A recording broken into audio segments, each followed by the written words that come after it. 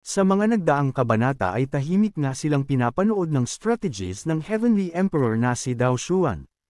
Habang pinagpapawisan ay kanyang nasabi na nakakagulat na hindi kapantay ni Lord Hongja si Xiao Chen. Dagdag pa niya na ngunit si Lord Hongja ay isang extraterritorial na nilalang, at ang kanyang katatagan ay lubhang kahanga-hanga. Hanggat nagsusumikap tayo para sa isang tiyak na tagal ng panahon, maaari tayong ganap na makabawi. At kapag nagsanib puwersa ang Lord Hongja at Yan Luo, siguradong mapapatay nila si Xiao Chen. Matapos ang kanyang mahabang pag-iisip ay agad na siyang lumapit sa tabi ng Heavenly Emperor. Pinagmasdan din niya si Red Armor habang nag-aalala. Naisip din niya na kailangan makarecover ni Lord Red Armor ng mabilis. Nang makita naman ni Xiao Chen si Dao Xuan ay pumasok sa kanyang isip na nandito na ang misteryosong ito. Bahagya na din niyang naintindihan ang sitwasyon. Agad din na sinabihan ni Xiao Chen si Black na ibigay mo ang lahat ng iyong makakaya at mabilis na harapin ang extraterrestrial na nilalang. Dagdag pa ni Xiao Chen na hindi nila ito kailangan na bigyan pa ng oras na makarecover. Agad naman na naunawaan ni Black ang ibig sabihin ni Xiao Chen kaya naman kanya sinabi dito na walang problema at tatapusin niya ito ng mabilis. Matapos din niyang magsalita ay agad na siyang sumugod patungo kay Red Armor. Inihanda naman na ni Xiao Chen ang kanyang atake. Matapos din ang paghahanda ni Xiao Chen ay agad niya na itong pinakawalan patungo kay Heavenly Emperor. Nang makita naman ito Heavenly Emperor ay naging seryoso ito. Kaya naman bago pa man siya tamaan ng atake ni Xiao Chen ay agad niyang inilabas ang kanyang aura at bumuo ito ng isang malaking espada. Inihanda din niya ang kanyang espada na gawa sa purple chi. Agad din niya itong pinakawalan upang harangin ang atake ni Xiao Chen. Nang makita naman ni Xiao Chen na nabura ang kanyang unang atake ay agad niyang inihanda ang kanyang kasunod na atake. Nang makalapit sa kanya ang malaking espada ay agad na din niyang pinakawalan ang kasunod niyang atake at dahil dito ay nawasak ang malaking espada. Ngunit gayunpaman ay napaisip si Xiao Chen na sigurado siya na ang Yan Lu na ito ay bihasa na sa Hongmeng Purple Chi. Napalingon naman si Dao Xuan kay Black kaya naman naisip niya na mukhang aatakihin nito ang Red Armor. Kaya naman agad niyang inilabas ang kanyang abilidad upang atakihin si Black. Mabilis niya itong pinakawalan patungo kay Black na napansin naman agad ito ni Black. Binalaan naman siya ni Xiao Chen na mag-iingat ito dahil mapanganib ang atakeng iyon. Agad naman na tumugon si Black at kanya itong sinabihan si Xiao Chen na huwag itong mag-alala. Walang kahirap-hirap na dinaanan lang ito ni Black na parang walang sibli ang atake ni Dao Xuan. Binigyan din ni Black ng nakakalukong ngiti si Dao Xuan. Dahan-dahan din na naglalaho ang kakaibang aura sa paa ni Black. Binigyan din ng seryosong tingin ni Black si Dao Xuan na parabang sinasabi niya dito na walang silbi ang atake nito. Nagtataka naman si Dao Xuan dahil imposibleng nabaliwala lang ang kanyang atake ng aso. Na kahit si Xiao Chen ay hindi kayang mapawalang bisa ang atakeng ito. Ibinaling naman na ni Black ang kanyang tingin sa Red Armor. Naiinis din siya habang pinagmamasdan niya ang mukha ng Red Armor. Kaya naman para hindi na siya mahirapan pa ay ginamit niya na ang kanyang abilidad na kayang lamunin ang nilalang. Makalipas ang ilang sandali ay tuluyan na itong nalunok ni Black nang walang kahirap-hirap. Nasabi na lang din ni Black na nakakainis talaga kainin ng mga nilalang na ito. Nang makita naman ni Dao Xuan na nawala na ang kanyang Lord Hongja ay naging seryoso siya dito. Napangiti din si Xiao Chen at kanyang nasabi na matapos makalusot ni Black sa panibagong antas, ang misteryosong nilalang na ito ay naging walang silbi sa kanya.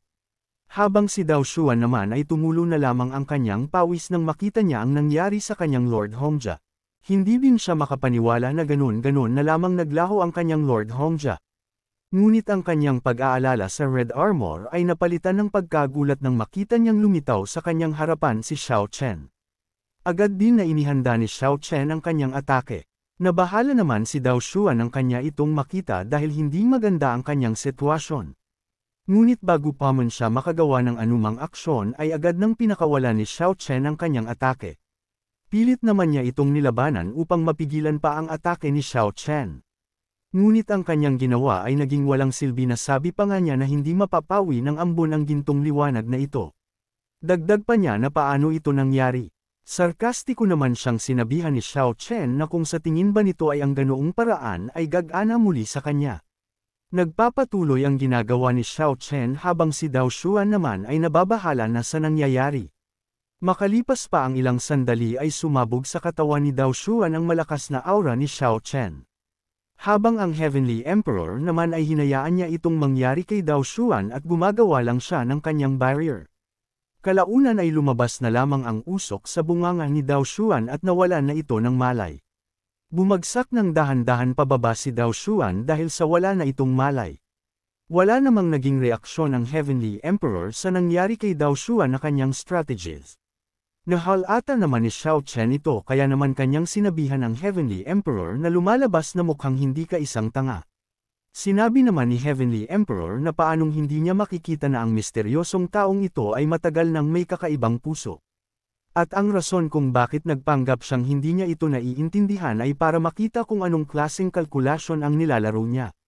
Idinagdag din ng Heavenly Emperor na Supreme Body Cultivation.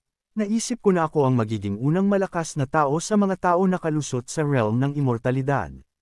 Sa hindi inaasahang pagkakataon, ang iyong cultivation ay hindi lamang naibalik, ngunit mas mahusay din kaysa dati.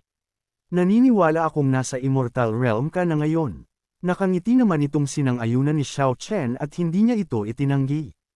Iniyabang naman ni Heavenly Emperor ang kanyang espada na ang espadang ito ay gawa mula sa Hongmeng Purple Qi. At sa mga tuntunin ng grado, ito ay maihahambing sa isang mahiwagang kasangkapan ng ikatlong immortal realm. Sinabihan din niya si Xiao Chen na gusto niyang makita kung kaya itong harapin ng pisikal nitong katawan. Sinabihan naman siya ni Xiao Chen na bakit hindi niya ito subukan ngayon. Hindi naman pa nag-aksaya ng pagkakataon si Heavenly Emperor at agad na siyang gumawa ng kanyang atake. Bumulusok naman ang lilang aura na nagmula sa espada patungo kay Xiao Chen. Agad din naman na inihanda ni Xiao Chen ang kanyang sarili upang harapin ang atake. Inilabas din niya ang kanyang aura upang magsagawa ng atake. Matapos ang kanyang paghahanda ay agad na din niya itong pinakawalan. At nang sandaling magtama ang dalawang atake ay gumawa ito ng malakas na impact. At kalaunan ay nagkaroon ng malakas na pagsabog. Ikinagulat naman ito ng Heavenly Emperor. Habang si Xiao Chen naman ay kanyang nilait ang espadang ginamit ng Heavenly Emperor. Ninas naman ng Heavenly Emperor kaya't kanyang sinabi na nakuha mo lamang ang isang pahiwatig ng aking rosy purple aura upang kontrahin ang espada na ito. Dagdag pa niya na ang susunod ay makikita nila kung anong meron pa ang ating bida. Matapos din siyang magsalita ay kanya nang inihanda ang kanyang espada. At nagkaroon naman agad ito ng reaksyon at naglabas ng lilang aura. Nagpatuloy ang paghahanda ng Heavenly Emperor ng kanyang malakas na atake. At ilang sandali pa ay kanya nang binanggit ang kanyang pamamaraan na Purple Extreme Holy Sword. At pagkatapos nun ay kanya nang pinakawalan ang kanyang atake patungo kay Xiao Chen. Ikinatuwa naman ito ni Xiao Chen nang kanyang makita ang atake ni Heavenly Emperor. Kasabay din nito ay naghanda na din siyang ng kanyang atake upang salubungin ang malakas na atake ni Heavenly Emperor. Matapos din ang kanyang paghahanda ay kanya na itong pinakawalan. Muli nagtagpo ang kanilang mga atake at nagkaroon na naman ng malakas na impact sa kalangitan. Nagpapatuloy ang malakas na atake ng Heavenly Emperor kaya naman patuloy din ang pagdepensa ni Xiao Chen. Sinabihan naman ni Heavenly Emperor si Xiao Chen na isang kamangmangan ito dahil ang kanyang atake ay nalampasan na ang ika-9 na antas ng makalangit na ranggo sa martial arts, na maihahambing din sa Triple Immortal. Dagdag pa niya na dito na magwawakas ang Body Cultivation Supreme. Ngunit sinabihan naman siya ni Xiao Chen na managinip lang ito ng gising, habang lumalabas sa kanyang mata ang makapal na aura. Sa puntong ito ay ginamit na din ni Xiao Chen ang Hongmeng Purple Qi ngunit kakaiba ito kumpara sa Heavenly Emperor. Sinabihan din niya ang Heavenly Emperor na tanggapin ang kanyang atake. Lumabas naman ang matinding aura na parang gumagawa ito ng isang malaking espasyo. Hindi naman makapaniwala ang Heavenly Emperor sa kanyang nakikita kung kaya't kanyang nasabi na namaster na din pala nito ang Hongmeng Purple Qi. Nagpatuloy ang kaganapan sa kalangitan hanggang sa mayanig na nito ang buong kaharian. Kaya naman sa puntong ito ay nagalit na ang Heavenly Way at unti-unti itong lumabas. Ilang sandali pa ay tuluyan na itong nakalabas at galit na galit ito dahil sa kanilang ginagawa. Ngunit nagpatuloy lang ang dalawa sa kanilang ginagawa at walang pakialam sa Heavenly Way. Hanggang sa magkaroon ng malakas na pagsabog sa pagitan ng dalawa. Dito ay pareho silang tumilapon ng bahagya dahil sa lakas ng pagsabog ng kanilang mga atake. Galit namang sinabihan ng Heavenly Emperor si Xiao Chen na imposible, nagsasanay ka ng ancient quenching technique, kaya paano mo magagawang makabisado ang Hongming Purple Chi? Anong ibig sabihin ng ginamit mo? Sarkastiko naman siyang sinabihan ni Xiao Chen na ang masasabi lang niya na ikaw ay mangmang at ignorante. Sa isip-isip naman ni Xiao Chen na tama ang Heavenly Emperor, itong Hongming Purple Chi ay hiniram lang sa kanya, ngunit ito ay sapat na upang takutin ang kanyang tapang. Subalit na puno naman ng galit ang Heavenly Dao dahil hindi siya pinapansin ng dalawa na para bang wala siya sa harapan ng mga ito. Kaya naman kanyang inatake ang dalawa. Ngunit ang ginawang atake ng Heavenly Wei ay naging walang silbi sa Heavenly Emperor. Na kahit sa ating bida ay wala itong naging epekto gamit lamang ang lilang aura. Sinabihan din ng ating bida ang Heavenly Wei, na walang silbi ang kapangyarihan ng Heavenly Wei, dagdag pa ni Xiao Chen na hindi nito magagawa makialam sa kanila. Sa sinabi ni Xiao Chen ay nasaktan naman ang Heavenly Wei kaya naman agad na itong umalis dahil sa hiya. Kasabay naman nito ay sinabihan ni Xiao Chen ang Heavenly Emperor na magpatuloy na muli sila. Ngunit sa puntong ito ay kinakabahan na ang Heavenly Emperor na sa isip-isip pa nga niya na nagawang mamaster ng ating bida ang Hongming Purple Chi. Kaya napapa-isip din siya na kung talaga bang kaya niya itong labanan. Dagdag pa niya na kung sakaling aalis siya sa pagkakataong ito, ay makakabawi siya ng lakas. Samantala ay napansin naman ni Xiao Chen ang bakal ng Heavenly Emperor base sa reaksyon nito na gusto tumakbo. Kaya naman agad siyang lumapit dito upang samantalahin ang pagkakataon. Nagulat naman ang Heavenly Emperor nang kanyang makita si Xiao Chen na nasa kanyang harapan na. Ngunit agad naman na nagpakawala ng atake si Xiao Chen ng kanyang Tianhuang Fist. Sa gulat ng Heavenly Emperor ay bahagya niya lang na iharang ang kanyang espada. Kaya naman dahil dito ay tinangay siya sa lakas ng atake. Napangiti naman si Xiao Chen dahil pagkakataon niya na itong makalapit upang makagawa ng ilang mga atake. Nang sandaling ngang makalapit ang ating bida ay agad siyang nagpakawala ng kanyang suntok na hindi naman naiwasan ni Heavenly Emperor. Habang inihanda din ni Xiao Chen ang kanyang kasunod na atake ay kanyang sinabihan ang Heavenly Emperor na kung alam ba nito kung saan ang pinakamalaking pagkakaiba sa pagitan nilang dalawa. Hindi naman nakasagot si Heavenly Emperor sa sinabi ni Xiao Chen dahil sa napansin niya ang kasunod na atake nito sa kanya. Ngunit dahil nga sa bilis ng ating bida ay hindi niya ulit ito naiwasan kaya naman salong-salo niya ang malakas na suntok. Sinabihan din ni Xiao Chen ito na ang kakayahan niya ay kapag nakaharap niya ang isang malakas ay lalo siyang lumalakas. Habang hindi pa nakakabawi ng balanse ang Heavenly Emperor ay agad na ulit na sumugod si Xiao Chen. Sa puntong ito ay hindi na makagawa ng depensa ang Heavenly Emperor dahil sa mabilis na atake ni Xiao Chen. Nang makalapit muli si Xiao Chen ay agad siyang gumawa muli ng atake habang kanya itong sinasabihan na hindi man lang ito karapat-dapat na tawaging isang mandirigma. Sa lakas din ng ginawang atake ni Xiao Chen ay bumulusok pababa ang Heavenly Emperor at dahil dito ay nagkaroon ng malakas na pagsabog sa pinagbagsakan ng Heavenly Emperor. Pinagmasdan naman siya ni Xiao Chen ng seryoso habang makikita ang makapal na alikabok dulot ng malakas na pagsabog. Nang mawala ang makapal na alikabok ay makikita ang hindi makatayo na Heavenly Emperor dahil sa pinsala na kanyang natanggap. Nang gagalaiti naman na sinabi ni Xiao Chen ito na isa lamang itong duwag na nananakot sa mahihina at natatakot sa mahirap na sitwasyon. Dahil nakarating ka na sa part na ito ay inaanyayahan kita na pindutin ang like at mag-subscribe at i-on ang notification bell. At kung gusto mo naman na suportahan ng matindi ang bidang hangal na ito ay maaari mo ding pindutin ang super thanks sa ibaba para mas lalong ganahan ang hangal na ito. Maraming salamat mga bida. Sa sinabi ni Xiao Chen ay bigla namang bumalik ang ugali nitong takot na takot. Naalala din niya nung sandaling pinatay sa kanyang harapan ang kanyang angkan. Nasabi pa nga niya na sa oras na iyon, habang kaharap si Li Yunfei, ay wala siyang ideya na maglakas loob na lumaban. At ang nagawa lang niya ay ang magtago, umaasang makatakas sa sakuna. Hindi niya din alam kung ilang taon na ang lumipas. At sa wakas ay nag-ipon siya ng lakas ng loob. At sa sandaling iyon, nakaramdam siya ng pagkawala, takot, at kawalan ng kumpiyansa. Ngunit hindi siya sang-ayon, na kung bakit hindi siya makalusot sa antas ng Supreme. Kanyang ding nasabi sa puntong iyon na kung bakit kailangan niyang mamuhay na parang langgam sa mundong ito.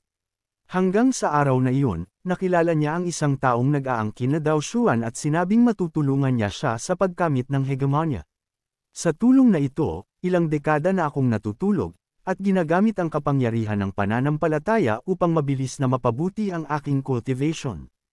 Kaagad pagkatapos, iyon ang sandaling nakakasira ng lupa. Sa wakas, naghintay ako hanggang sa sandaling iyon, nang maalis ang gapos ng langit at lupa, at matagumpay akong naging tugatog ng aking mga pangarap.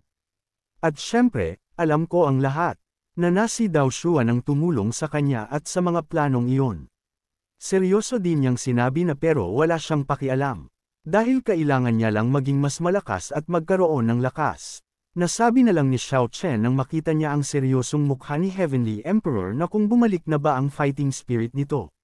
Muli namang nagsalita ang Heavenly Emperor na Body Cultivation Supreme, na may bagay na mali sa sinabi mo na siguro ay duwag ako dati, ngunit ngayon, ako ang Heavenly Emperor, ang pinakamalakas na tao sa mundong ito. Dagdag pa niya na Supreme Master ng Physical Cultivation, ipapaalam ko sa iyo na hindi na siya katulad ng kahapon. Napangiti naman si Xiao Chen nang kanya itong marinig mula kay Heavenly Emperor. Sinabihan din ng Heavenly Emperor si Dao Xuan na hindi ka pa nagigising. Alam kong nagsumikap ka para sa mga extraterrestrial na nilalang. At dapat ay mayroon kang ilang paraan upang palakasin ako. Sa sandali namang ito ay nagising na si Dao Xuan at narinig niya ang sinabi ni Heavenly Emperor. Kaya naman agad siyang bumangon habang nahihirapan. At nang makita niya ang Heavenly Emperor ay naging seryoso ito. At ilang sandali pa ay bigla na lang itong tumawa habang kanyang sinasabi na lumabas na lagi na lang pala siyang tanga. At sinabihan din niya ang Heavenly Emperor, na mayroon siyang ilang paraan. At kunin ito, at wasakin si Xiao Chen, sirain ang Supreme Master ng Physical Cultivation. Agad niya inihagis kay Heavenly Emperor ang token na nagmula sa White Bone Dragon. Nagulat naman ang Heavenly Emperor sa inihagis sa kanya ni Dao Xuan. Ngunit nang sandaling pumasok ang token sa katawan ng Heavenly Emperor ay nagkaroon ito ng matinding reaksyon na parang magpapalit ng anyo. Dinagtagal ay lumabas na sa mukha nito ang ilang mga matutulis na buto. Hanggang sa kanyang katawan ay nagkaroon na din. Ngunit hindi pa dito natapos dahil nagkaroon din ito ng pakpak. Sa punto ding ito ay namangha ang Heavenly Emperor dahil sa taglay niyang kapangyarihan sa kanyang katawan. Natuwa naman si Dao Xuan nang makita niyang matagumpay siya sa kanyang plano. Habang pinagmamasdan ito ng dalawa ay bahagya silang nakaramdam ng matinding aura. Nabahala naman si Black dito. Nagsaad naman si Xiao Chen na naging pabaya siya. At dapat ay pinatay niya na ito. At hindi niya din inaasahan na may ganun itong kayamanan. Samantala tinanong naman ng Heavenly Emperor si Dao Xuan na kung ito ba ang kapangyarihan ng extraterrestrial. Natawa naman si Dao Xuan sa tanong ng Heavenly Emperor, sinyalas na tama ang sinabi nito. Sinabihan din ni Dao Xuan si Xiao Chen na Body Cultivation Supreme, na ang token na ito ay personal na ipinagkaloob ng pinakamataas na kapangyarihan sa labas ng domain, na orihinal na ginamit upang buksan ang mga pinto sa labas ng domain. Ngunit ngayon, kung ito ay magagamit para sirain ka, ay sulit ang kapangyarihang ito. Matapos magsalita ni Dao Xuan ay kasabay din ito ang kanyang pagbagsak, at binawian na ng buhay matapos nawala ng vitality. Habang ang Heavenly Emperor naman ay tuwang-tuwa sa kanyang bagong kapangyarihan, nasabi pa nga niya na ang kapangyarihang taglay niya ngayon ay nasa immortalidad ng ika-4 na realm o baka hindi lang dahil masasabing nasa ika-5 yugto pa ito ng immortalidad. Sinabihan din niya si Xiao Chen na Supreme Cultivation, na kahit malakas pa ito ay hindi siya nito malalagpasan sa taglay niya ngayong lakas. Nasabi na lang ni Xiao Chen na ang kapangyarihang ito ay nagmula sa White Bone Giant Dragon. Kinumpirma naman ito ni Black na tama ang sinabi ni Xiao Chen. Samantala naghanda na si Heavenly Emperor upang gumawa ng atake. At matapos nga ang kanyang paghahanda ay agad na itong nagpakawala ng kanyang atake. At nang makita naman ito ni Xiao Chen ay nabahala siya dito. Ngunit gayon paman ay sinubukan pa din niyang harangin ang atake ng Heavenly Emperor ng kanyang ika-9 na suntok. Ngunit dahil sa lubhang malakas ang atake ay dahan-dahan na naglalaho ang atake ni Xiao Chen. Kalaunan nga ay nagulat na lamang si Xiao Chen dahil naglaho ang kanyang atake. Ngunit hindi pa dito natatapos ang kanilang kalbaryo dahil sa nagpatuloy pa din ang atake. Agad na sinabihan ni Xiao Chen si Black na mukhang kailangan na nilang gamitin ang pamamaraan na iyon. Nang marinig naman ito ni Black ay agad niya itong sinang-ayunan. Kasunod nito ay agad na ginamit ni Black ang kanyang summoning technique. At lumabas dito ang malaking pintuan. At nang sandaling magbukas ang pintuan ay lumabas dito ang nilalang. Isang nilalang na nagmula din sa labas ng domain na may hawak na palakol. Agad din niyang hinarang ang atake ng Heavenly Emperor na nagawa naman niyang napagtagumpayan. Matapos noon ay pinagmasdan niya ang dalawa at base sa ekspresyon nito ay alam niyang hindi kaya ng dalawa ang kanilang kalaban. Napaisip naman si Xiao Chen at kanyang nasabi na ano bang nangyayari sa titig nitong misteryosong nilalang. Ngunit ilang sandali pa ay sinabi na ng nilalang na kailangan na nilang tumakbo dahil sa hindi nila kaya ang kanilang kalaban. Sa sinabi ng nilalang ay nagtinginan ang dalawa ng nagtataka. Samantala ang Heavenly Emperor naman ay naglabas na naman ng kanyang aura at nagkakaroon ng reaksyon ang kanyang katawan. Nagpatuloy ang nangyayari sa kanya na unti-unti nagbabago ang kanyang hitsura. Makalipas pa ang ilang sandali ay naging isa ng dragon ang mukha nito. Ngunit kalaunan ay tuluyan na itong naging isang white bone dragon at naglalabas ng matinding aura. Nagsalita naman si Heavenly Emperor na natitirang mga kasalanan sa labas ng domain. At matapos niyang magsalita ay agad siyang nagpakawala ng kanyang atake. Nang makita naman ito ng nilalang na sinuman ni Black ay nabahala ito dahil sa lubhang malakas ang atake. Ngunit gayunpaman ay agad niyang pinalaki ang kanyang sarili at nag-ipon ng lakas upang salubungin ang atake. Matapos ang kanyang paghahanda ay agad na din niya itong pinakawalan. Nang sandaling tumama ang kanyang atake sa atake ng Heavenly Emperor ay nagkaroon ng bahagyang impact. Kalaunan ay nagkaroon ng malakas na pagsabog at sa lakas nito ay natangay ang nilalang. At nabahala siya dito nang makita niya ang atake ng Heavenly Emperor na nagpatuloy pa din. Sinabihan din niya ang dalawa na hindi niya na ito kakayanin. Kaya naman tumakbo na ang dalawa habang may oras pa. Agad naman na sinabi ni Xiao Chen kay Black na umalis na sila. Ngunit sa tindi ng pressure ng Heavenly Emperor ay halos hindi niya na maigalaw ang kanyang katawan. Napansin din ni Xiao Chen ang isaawang atake ng Heavenly Emperor kaya naman kanyang nasabi na mukhang huli na ang lahat. Sa puntong ito ay ginamitan na sila ng White Bone Dragon ng malakas na pressure na dahilan para hindi na silang dalawa na makagalaw. At sa mga punto ding ito ay kontrolado na ng White Bone Dragon ang katawan ng Heavenly Emperor matapos nitong mabuo ang anyo ng dragon. Nagsalita din ang White Bone Dragon na tao ikaw ay talagang napakalakas, at nagawang makamit ang immortalidad sa kabila ng katawan ng tao, walang alinlangan ang espiritu ng lahat ng bagay. Dagdag pa niya na sa kasamaang palad, ito ay babagsak sa kalaunan. Habang nanginginig naman ang katawan ni Xiao Chen at pinagpapawisan ay nagawa pa din niyang sabihan ng White Bone Dragon na kung ang lahat ba ng extraterritorial na nilalang ay mayayabang. Matapos din magsalita ni Xiao Chen ay agad niyang ginamit ang kanyang pamamaraan na kayang makagawa ng barrier. At nang makita naman ito ng White Bone Dragon ay kanyang nasabi na pinahihirapan mo lang ang iyong sarili sa paraang iyan. Sa punto nga ding ito ay halos mawasak na ang mga braso ni Xiao Chen dahil sa bigat ng pressure na kanyang pinipigilan. Sinabihan din siya ng White Bone Dragon habang naglalabas ito ng malakas na pressure na titignan nila kung hanggang saan ang itatagal ni Xiao Chen. Dahil sa mas pinalakas pa ng White Bone Dragon ang kanyang atake ay bumigay na ang mga buto ni Xiao Chen. Nakangiti namang sinabi ni Xiao Chen kay Black na parang may malaking mangyayari ngayon. Ngunit napaisip naman si Black na hindi kailangang mamatay ni Xiao Chen, dahil sa hinaharap ay kailangan itong matupad ang kanyang hinahangad na paghihiganti para sa kanyang lahi.